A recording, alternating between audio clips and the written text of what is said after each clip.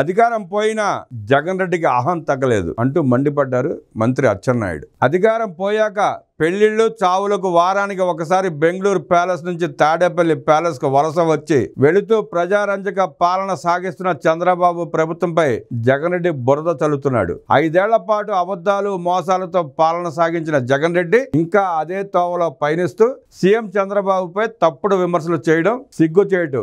ప్రతిపక్ష హోదా లేకుండా వైసీపీని చిత్తుగా ఓడగొట్టినా జగన్ రెడ్డికి ఇంకా బుద్ధి మారలేదు. ఉప ఎన్నికలు నిర్వహించిన 53 స్థానాలు గతంలో వైసీపీ బెదిరించి భయపెట్టి గెలిచినవే. ఇప్పుడు ఏదో విజయం సాధించినట్టు జగన్ రెడ్డి బేరాలు పలుకుతున్నాడు.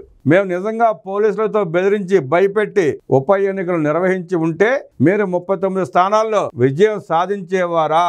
ఆ ఉద్దేశం మాకు లేదు కాబట్టి మీకు ఆ 11 స్థానాలైనా ఉన్నాయన్నది గుర్తుపెట్టుకోవాలి.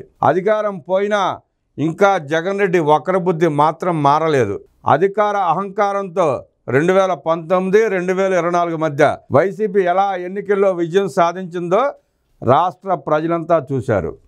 అధికారాన్ని అడ్డం పెట్టుకుని పోలీసు వ్యవస్థను చేతిలో పెట్టుకుని గత స్థానిక సంస్థల ఎన్నికల్లో టీడీపీ నేతలను నామినేషన్లు కూడా వేయనీయకుండా వేసిన నామినేషన్లు ఉపసంహరించుకోమని అభ్యర్థులను బెదిరించారు. కర్రలతో రాడ్లతో దాడులు చేశారు. చంపేస్తామని బెదిరించారు. తప్పుడు కేసులు బనాయించి నానా ఇబ్బందులకు గురి చేశారు. ఇది మీ చరిత్ర. 5 ఏళ్ల పాటు చేయాల్సిన తప్పుడు పనులన్నీ చేసి ఇప్పుడు ఈ శుద్ధపోస కబుర్లు దేనికి జగన్ రెడ్డి? అధికారంలోకి వచ్చిన 9 నెలల్లోనే ఇచ్చిన మాట ప్రకారం సంక్షేమ పథకాలు అమలు చేస్తున్నాం. సూపర్ 6 పథకాలను ఇప్పటికే ఆచరణలో పెట్టాం.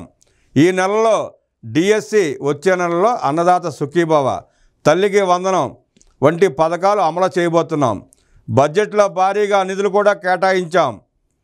ఇకనైనా కూటమి ప్రభుత్వంపై తప్పుడు ఆరోపణలు చేయడం మానుకుంటే జగన్ రెడ్డికి మంచిది. లేదంటే ఈసారి ఆ 11 స్థానాలు కూడా వైసీపీకి వచ్చే పరిస్థితి లేదు, ఉండదు అంటూ అచ్చెన్నాయుడు గారు జగన్మోహన్ రెడ్డికి వార్నింగ్ ఇచ్చారు.